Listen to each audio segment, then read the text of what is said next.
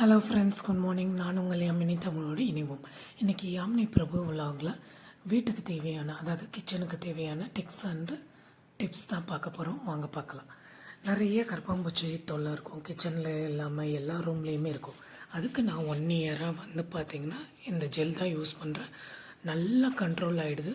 ஒரு ஸ்டேஜுக்கு மேலே கரப்பான்பூச்சி நம்ம வீட்டில் இல்லாத அளவுக்கு கண்ட்ரோல் பண்ணிடுது. அதனால் இதை நீங்கள் யூஸ் பண்ணி பாருங்கள். இந்த ஜெல் வந்து நம்ம ஷாப்பில் வாங்க முடியாது, ஆன்லைனில் மட்டும் தான் கிடைக்கும். இந்த ஜெல்லோடைய லிங்க்கு வந்து நான் டிஸ்கிரிப்ஷனில் கொடுக்குறேன், மறக்காமல் போய் செக் பண்ணுங்கள். அது மட்டும் இல்லாமல் இந்த ஜெல்லுக்கு வந்து நம்ம ரொம்ப வீட்டில் யூஸ் பண்ணக்கூடிய வேஸ்ட் அட்டைங்கள்லாம் இருக்கும் இல்லைங்களா, அதை சின்ன சின்ன பீசஸாக கட் பண்ணிக்கோங்க.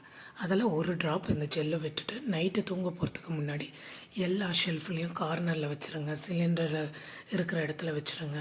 அதே போல் நிறைய ரூமில் இருக்கும் இல்லைங்களா, பெட்ரூமாக இருக்கட்டும், லிவிங் ரூமாக இருக்கட்டும், கார்னரில் வச்சுட்டிங்கன்னா நைட்டு அந்த கரப்பாம்பூச்சி வெளியே வரும் சாப்பிட. அப்போ இந்த ஜெல்லை சாப்பிட்டுட்டு மறுநாள் காலையில் நீங்கள் வந்து பார்த்தீங்கன்னா இறந்து கிடக்கும். அதை எடுத்து வெளியே ரிமூவ் பண்ணிவிடுங்க. 2 டேஸ்க்கு ஒன்ஸு இந்த ஜெல்லை வச்சு பாருங்கள். 10 டேஸில் ஃபுல்லாக நம்ம வீட்டில் இருக்க கரப்பாம்பூச்சி எல்லாம் இறந்து போயிடும். கண்டிப்பாக 100% கண்ட்ரோல் ஆகிடும். ட்ரை பண்ணி பாருங்கள். நெக்ஸ்ட்டு டிப்ஸ் பார்த்திங்கன்னா, நம்ம நிறைய வந்து கேரட் வாங்கிட்டு வந்து ஸ்டோர் பண்ணுவோம் ஃப்ரிட்ஜில். ஒரு 2-3 நாள் கழித்து பார்த்திங்கன்னா இந்த மாதிரி வதங்கின மாதிரி ஆகிடும். ஆனால் எப்பயுமே ஃப்ரெஷ்ஷாக இருக்கணும்னா நம்ம வாங்கிட்டு வந்த உடனே அந்த தலைப்பகுதியையும் கீழே அடிப்பகுதியும் நம்ம கட் பண்ணிடணும். இப்போ கட் பண்ணியிருக்கேன் பார்த்தீங்களா, அந்த மாதிரி கட் பண்ணிவிட்டு ஃப்ரிட்ஜில் ஸ்டோர் பண்ணி பாருங்கள். எப்பயுமே ஃப்ரெஷ்ஷாக இருக்கும். நெக்ஸ்ட்டு டிப்ஸு, நம்ம மறுநாள் வந்து சமைக்கிறதுக்கு நம்மளால் அந்த டைமிங்கில் முடியாது. அதனால் முன்னாலே வந்து பார்த்திங்கன்னா கேரட்டெல்லாம் வந்து பொரியலுக்கு கட் பண்ணி ஸ்டோர் பண்ணுவோம். அது எப்பயுமே ஃப்ரெஷ்ஷாகவே இருக்கணுன்றதுக்கு என்ன பண்ணணுன்னா, நம்ம வந்து அது தோல் வந்து ரிமூவ் பண்ணிவிடுங்க. பீலர் வச்சு ரிமூவ் பண்ணிவிட்டு அதை குட்டி குட்டி பீசஸாக உங்களுக்கு ஏற்ற ஷேப்பில் கட் பண்ணிக்கோங்க. அதில் ஒரு பிஞ்சு உப்பு போட்டு நல்லா மிக்ஸ் பண்ணி நல்லா வந்து குலுக்கிட்டு ஒரு ஏர் டைட்டடான ஒரு பாக்ஸில் போட்டு ஸ்டோர் பண்ணி பாருங்கள். அது எந்த பாக்ஸாக வேணால் இருக்கட்டும், பிரியாணி பாக்ஸாக இருக்கட்டும், இல்லை ஸ்வீட் பாக்ஸாக இருக்கட்டும். 2-3 ரப்பர் பேண்டு நல்லா டைட் பண்ணி காற்று உள்ளே போகாத மாதிரி ஸ்டோர் பண்ணிடுங்க. நம்ம அன்னைக்கு அந்த நிமிஷத்தில் எப்படி கட் பண்ணுமோ அதே போலயே இருக்கும். நெக்ஸ்ட்டு டிப்ஸ் பார்த்திங்கன்னா, வெண்டைக்காய் 4-5 பிடிச்சி நம்ம கட் பண்ணும்போது அது மிஸ் ஆகும், ஷேப்ஸ் ஒழுங்காக வராது. அதனால் நம்ம என்ன பண்ணோம், ஒரு 4-5 வெண்டைக்காய் சேர்த்து மேலே வந்து ஒரு ரப்பர் பேண்ட் போட்டு அதை பிடிச்சிட்டு கட் பண்ணி பாருங்கள். ஒவ்வொரு ஷேப்பாக அவ்வளோ ஈக்குவலாக வரும். இதையே ட்ரை பண்ணி பாருங்கள், கண்டிப்பாக உங்களுக்கு பிடிக்கும். நெக்ஸ்ட்டு டிப்ஸ் பார்த்திங்கன்னா, அதை எடுத்து நம்ம ஸ்டோர் கூட பண்ணி வச்சுக்கலாம். ஒரு டிஷ்யூ பேப்பர் போட்டு அதுக்கு மேலே ஒரு டிஷ்யூ பேப்பர் போட்டு நம்ம ஸ்டோர் பண்ணிக்கலாம். நெக்ஸ்ட்டு டிப்ஸ் பார்த்திங்கன்னா, நம்ம வீட்டுக்கு வந்து பார்த்திங்கன்னா வீட்டில் இருக்க செடிக்கு உரம் கொடுக்கறதுக்கு வெளியே காசு கொடுத்து எதுவும் வாங்க தேவையில்ல. வெங்காயத்தோல், பூண்டு தோல், அதே போல் ஃப்ரூட்ஸ் தோல், வெஜிடபிள்ஸ் தோல், அதை வந்து பார்த்திங்கன்னா எல்லாத்தையும் சேகரித்து ஒரு நிழலான பகுதியில் உலர வச்சுட்டு காத்தோட்டமாக இருந்தால் தான் அது வதங்கின மாதிரி இருக்கும். அப்படியே எடுத்து இது பண்ண முடியாது.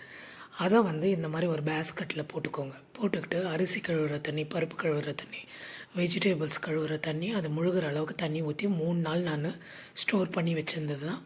அதை ஒரு பங்கு எடுத்துக்கிட்டேன். ஒரு பங்கு தண்ணி அது 5 மடங்கு நார்மல் வாட்டரில் ஊற்றி நல்லா மிக்ஸ் பண்ணி என்னுடைய செடிகளுக்கும் மரங்களுக்கும் இப்போ நான் கொடுக்குற பாருங்க. அதுக்கு என்ன மாதிரி கொடுக்கறதால என்ன ஆகுனா, செடி நல்லா வளர்ச்சி இருக்குங்க. அந்த தண்ணியோட ஸ்மெல்லுக்கும் பூச்சி வராது. ஒரே நல்லா நம்ம ட்ராப்ஸ் அளவுக்கு பார்த்தீங்கன்னா சீக்கிரமாக வளர்றதை பார்க்கலாம். நம்ம பாருங்கள், அந்த செடி வச்சுன்னா 1 மாதம் தான் ஆகுது, நல்லா வளர்ந்துருக்கு. நல்லா ட்ரை பண்ணி பாருங்கள். நெக்ஸ்ட் மினிமம் வேகணும் முட்டை, அப்போ தான் நல்லா உரிக்கவும் வரும். இது கிராக்கு விடாது, ஷேப்பு அப்படியே வரும் நம்மளுக்கு. பார்த்திங்கன்னா இப்போ நான் உரிக்கிறேன். ஒரு கையில் வந்து நான் மொபைல் வச்சுருக்கதால ஒரு கையில் தான் நான் உரிக்கிறது. பார்த்திங்கன்னா தோல் ஒட்டி வராமல் நல்லா நம்ம தோலை உரிக்க வருது.